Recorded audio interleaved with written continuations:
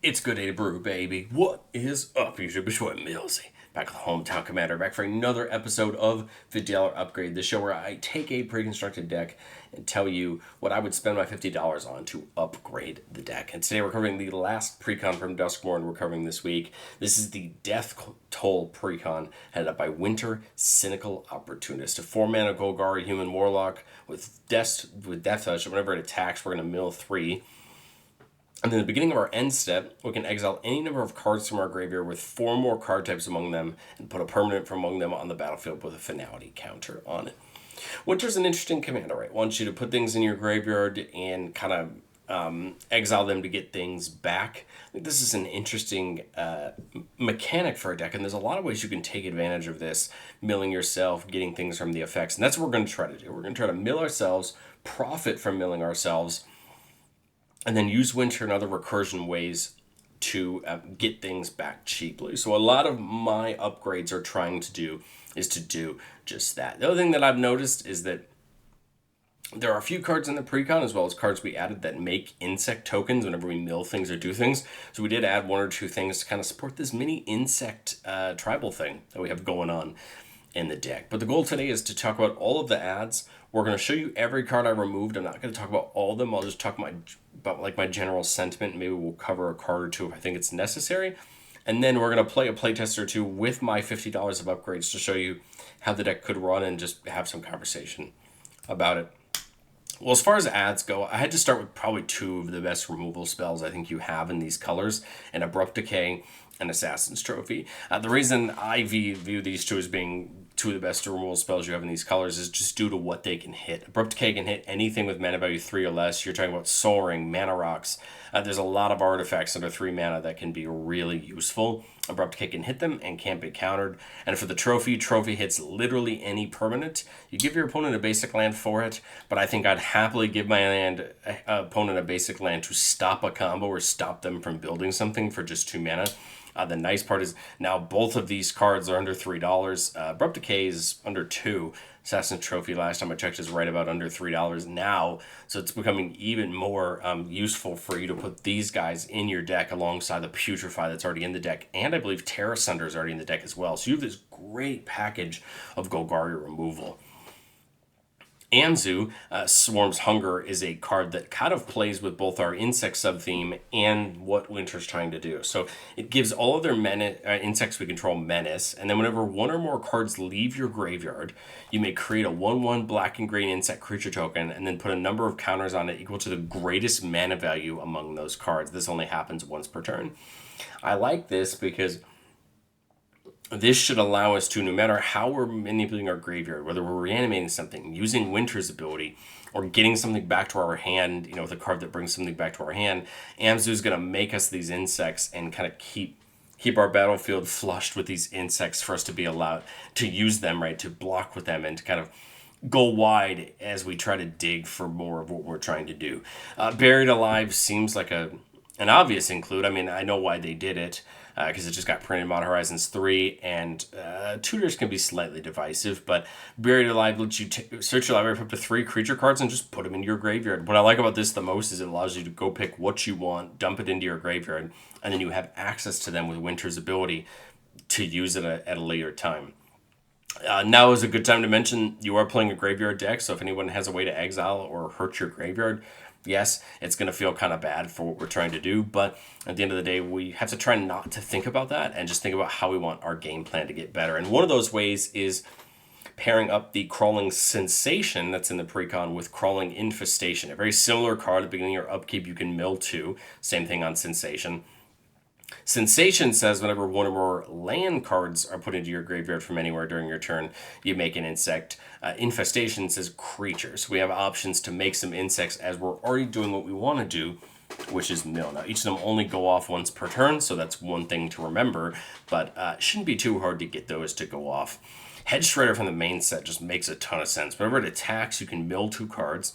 Whenever 1 or more lands are put into your graveyard from your library, you get to bring them back tapped. So instead of having to find the way to bring them back another way, we just get them back tapped, and that's great. That's a great ability. And it's a 5/5 that crews for 1, so our little insects can crew this thing and get it attacking. I really like this card, and it feels great for a deck like ours. We're bringing in Grist from Modern Horizons 3 because this card just feels like it needs to be in here. It has Death Touch, and whenever it or another creature enters under your control, if it entered from your graveyard or you cast it from your graveyard, you may pay it green. If you do, exile Grist and bring it back in as its Planeswalker side. And on the backside, the option to +1 it to make an insect and build 2 cards. And if you milled a black card that way, it gets a Death Touch counter. The -2 can destroy an artifact or enchantment. And then the -6, which is what we want to be working for with it. For each creature card in our graveyard, just make a copy of it, except it's a 1/1 insect. Grist, I think, is a value engine in itself. It's a great card. The only problem with Grist, specifically with Winter, is that, remember, when you exile Grist from your graveyard for Winter's ability, it doesn't enter from the graveyard, it enters from exile. So it's just good to remember that Grist won't be able to flip itself over with Winter's ability. There's plenty of other ways in the deck for us to get it back otherwise, or get something back otherwise, where we can flip it over.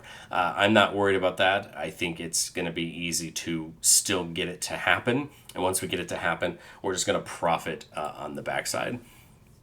Insidious Roots feels like a perfect card for this deck, giving all of our tokens, adding a mana of 8 colors since we have so many cards that make them.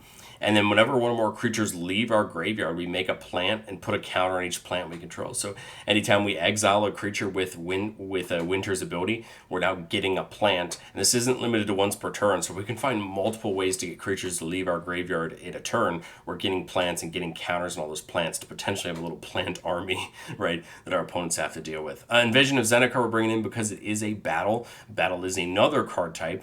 There are none in the Precon, and to be honest, there aren't very many, right? Only having ever been released in March of the Machine.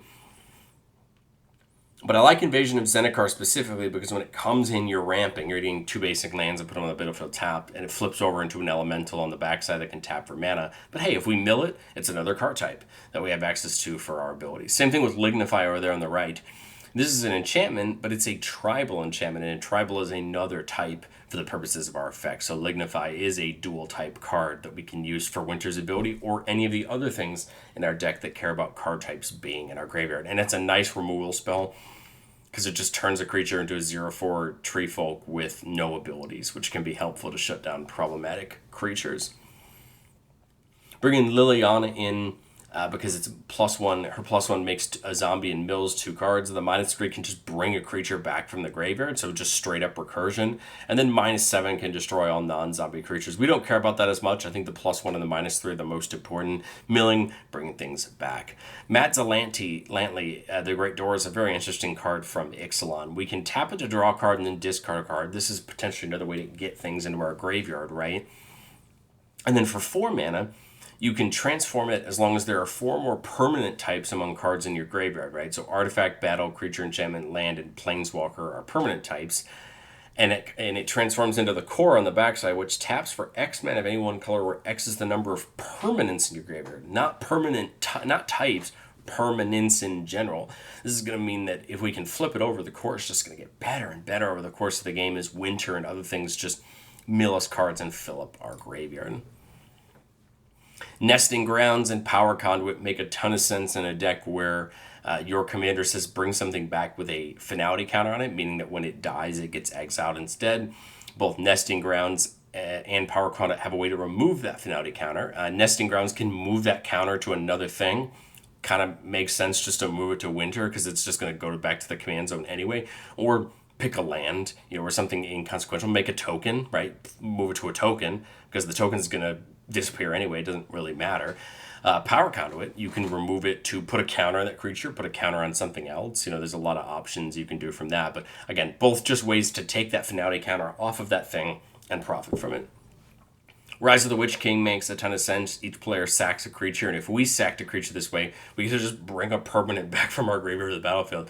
Well, this is going to happen most of the time is just sack a plant or an insect token and just bring something back. It feels really worth it, especially for the cost of the card being less than, I think, 50 cents, if I recall correctly. Shigeki got reprinted in, I think, the Simic Precon this time around, but it feels great here. So you can, if it's already on the battlefield, we can pay 2 mana and return it to our hand to reveal the top 4 cards of our library, put a land from among them on the battlefield, and put the rest into our graveyard. Or we can channel it to bring X target non-legendary cards from our graveyard to our hand.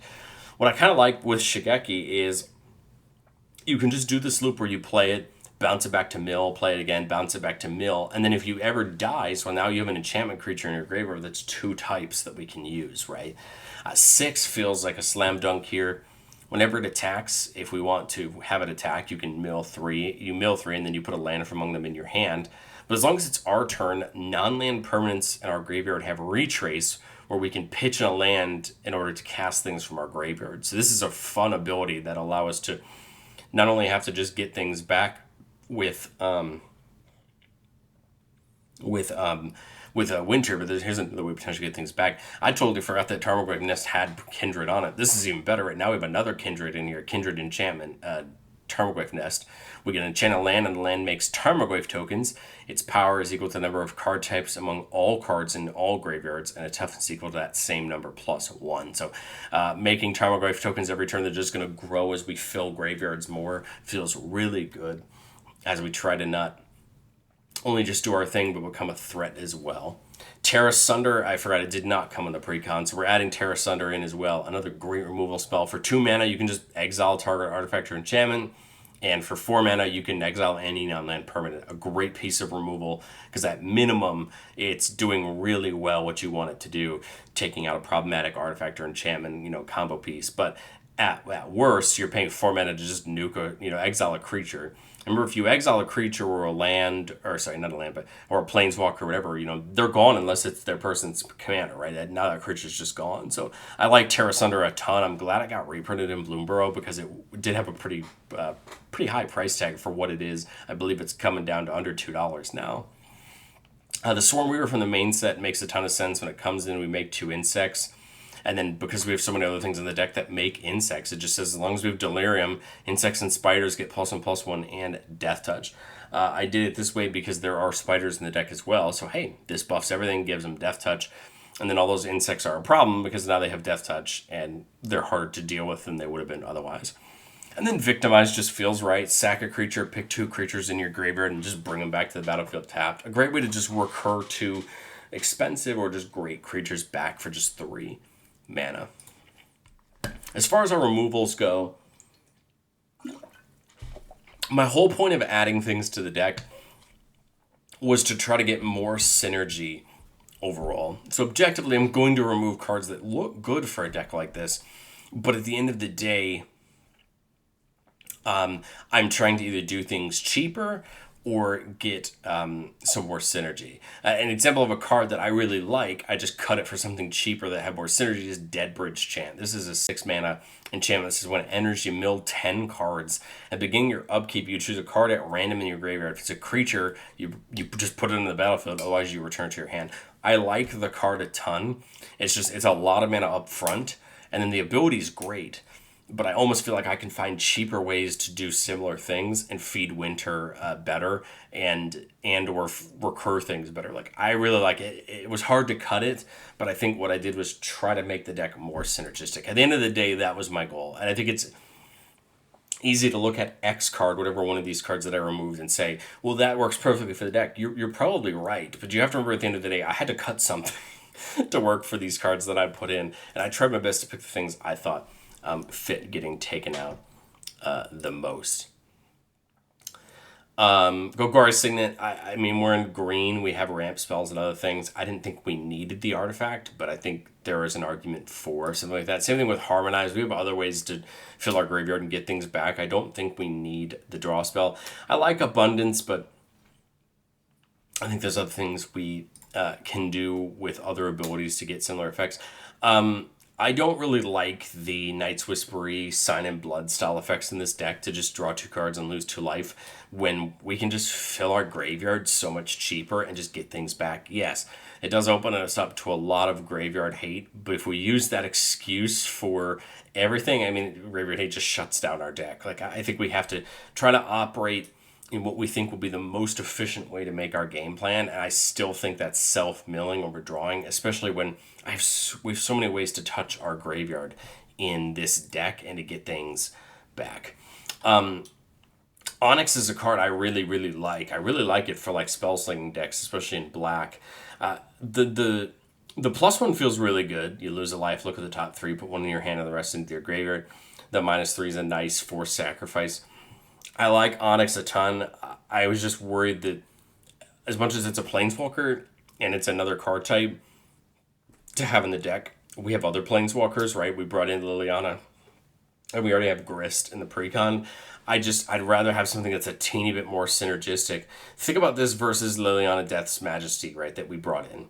Your +1 mills 2 and makes you a token, and then your -3 just straight reanimates something from your graveyard. I think the reanimate and the milling and the token, I value a teeny bit more than these, but I think you'd be right to leave Onyx in your deck because I think it's a very good card in its own right. Love the Whisper Silk Cloak to protect Winter when it's attacking, but I think a 2/5 with Death Touch is going to do a pretty good job at surviving in some combats, especially if you point it the right direction. But let's get into our playtest here. Trying out the cards we added in, keeping a 3-lander with a Buried Alive 6 Whip of Erebos, which is a card that feels great in a deck like this. Not only is it 2 different types, enchantment and artifact, but hey, lifelink feels good. And then Crawling Infestation that we added in. So we got an interesting little hand to start with. Turn 1, we see Terramorphic Expanse. So we're just going to start loading up our graveyard with stuff. Let's go ahead and do the Terramorphic Expanse, and we'll just get a forest. Again, there's nothing we're doing on turn 1 anyway, so I might as well just use one of our fetch lands there and get into our graveyard. Turn 2, I mean, I don't see us doing anything turn 2 either. So, I mean, I'm kind of going to just crack the Evolving Wilds, and we'll just get another forest since we got 2 swamps in our hand. Off to a good start. Turn 3, we'll get Swamp down, and we draw Suspicious Bookcase, so it can tap to make a creature unblockable this turn, again, to make Winter or something else unblockable. I like the Infestation here to just start filling up our graveyard, getting that plan going. We could also 6, which will do the same, but I think I want to go for the Infestation. Just gives us that option to mill. So starting the next turn, we're going to go ahead and mill to Route Farm and Lignify. So there's 1, 2, another 2 card types being added to our graveyard. So for the purposes of Winter, we're still only at 3. Enchantment, Travel, and Lands. We need one more. We didn't mill a creature, so we're not going to make an insect token, and now we'll draw for turn 4. Arachnogenesis is such an interesting card if we're worried about getting attacked. So I can Winter this turn. The problem is Winter is not going to lead me to using its ability right any time soon. I could get like Whip of Erebos set up. We could Buried Alive if we wanted to, and we would get an insect out of a Crawling Infestation. That might be the option, especially if we're going to set up Winter next turn. This is going to give away that I'm setting up Winter next turn.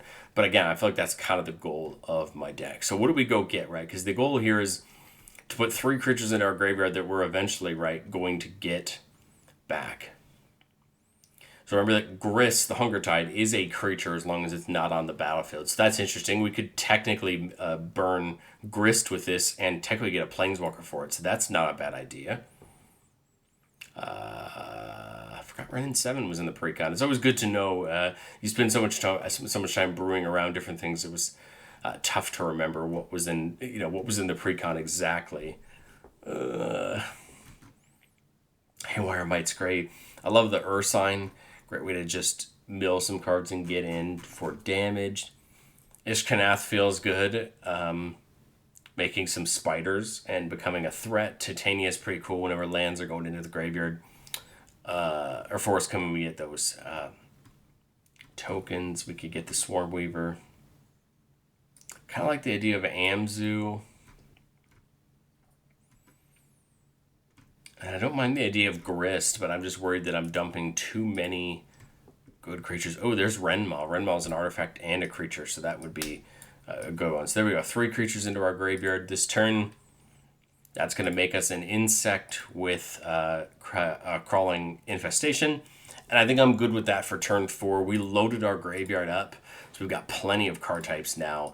So as soon as we get Winter down next turn, we can start really taking advantage of Winter's ability. So we'll play Swamp for turn. And I think I would just play Winter here. I apologize. I missed the... I drew Titania, right? Right? Yeah. Let's do the mill. I apologize. I missed the mill from Infestation. So we will get another insect. I'm sorry, that's on me. I should have been paying attention. So we draw Grizzly Salvage. Okay, I'm sorry, guys. I totally forgot about it. And it's if I was playing in real life, I would put like a dice on top of my deck so I wouldn't forget that I have an upkeep trigger. But it's hard sometimes on here to remember when you're trying to take a look at everything. Okay, so we now have another land in our deck. Titania is just a creature. So I think I go Winter this turn. That part seems obvious to me. And then we'll move to end step. And what do we want to get back? Grist feels good to start doing next turn, especially when we can sack those insects to start destroying creatures or planeswalkers if need be. Amzu seems great because then on a future turn we can start making insects when we're using Winter's ability. I mean, Ren Moss seems good. Let's go Amzu. Let's go Buried Alive. So that's 2 types. And let's go Lignify. Lignify and Buried Alive going to exile. Amzu coming back in with the Finality counter on it. So now we have Amzu set up for next turn.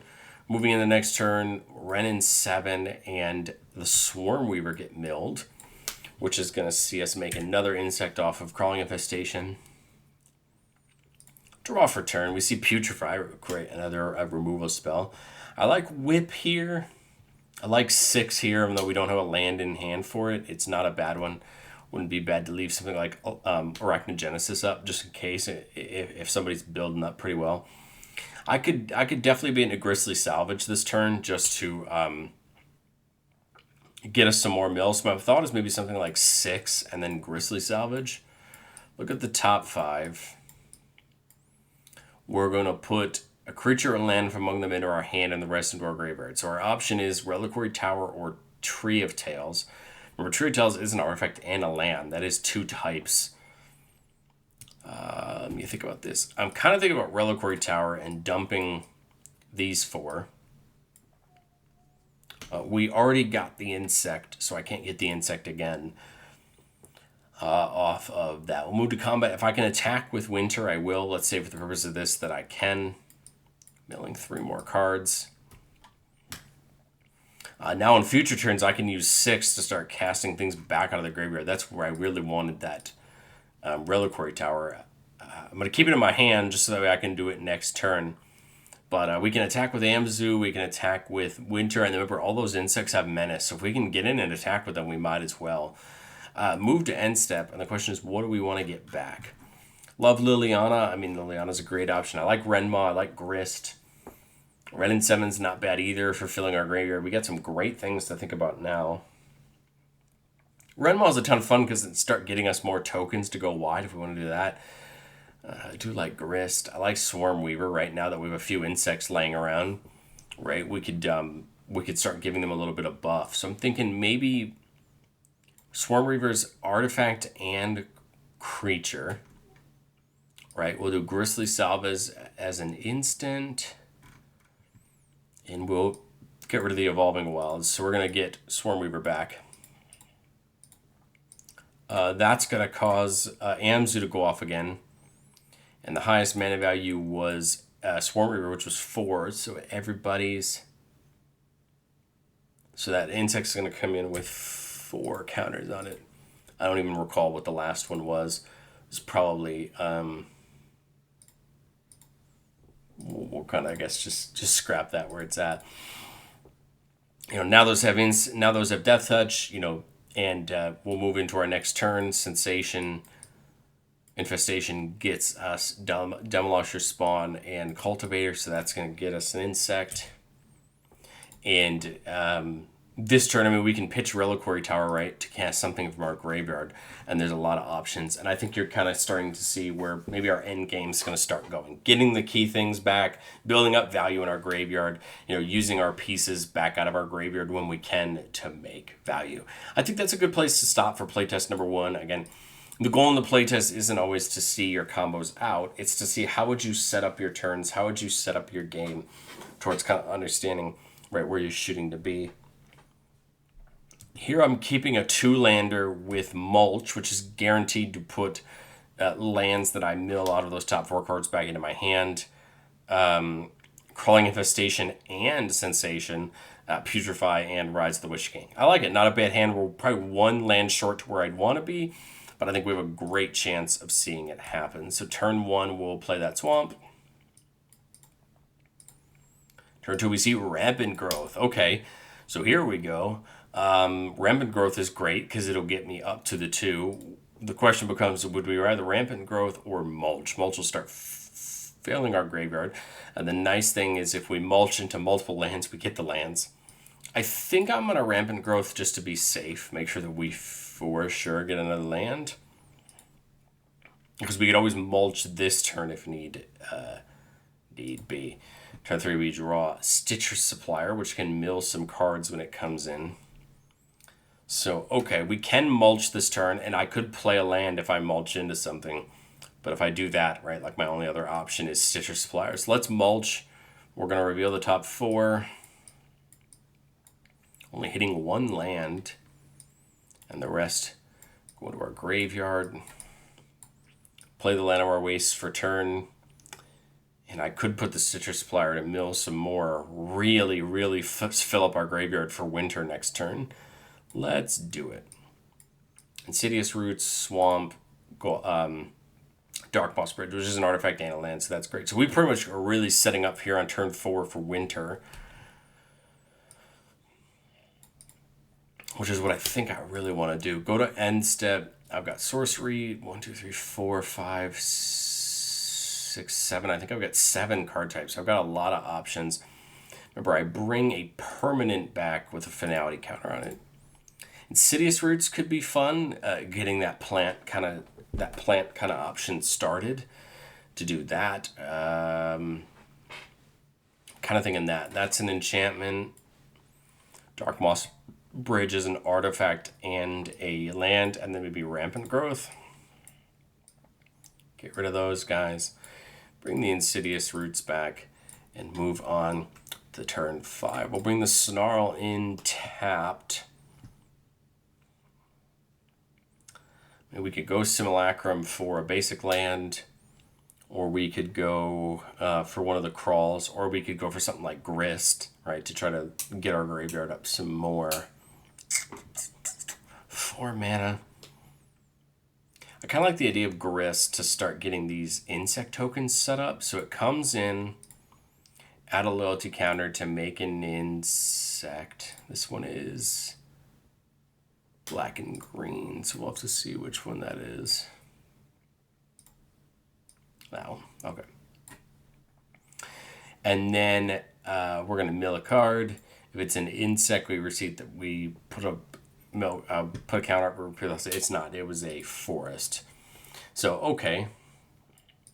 There we go. We got a token out of it on future turns that can tap for mana.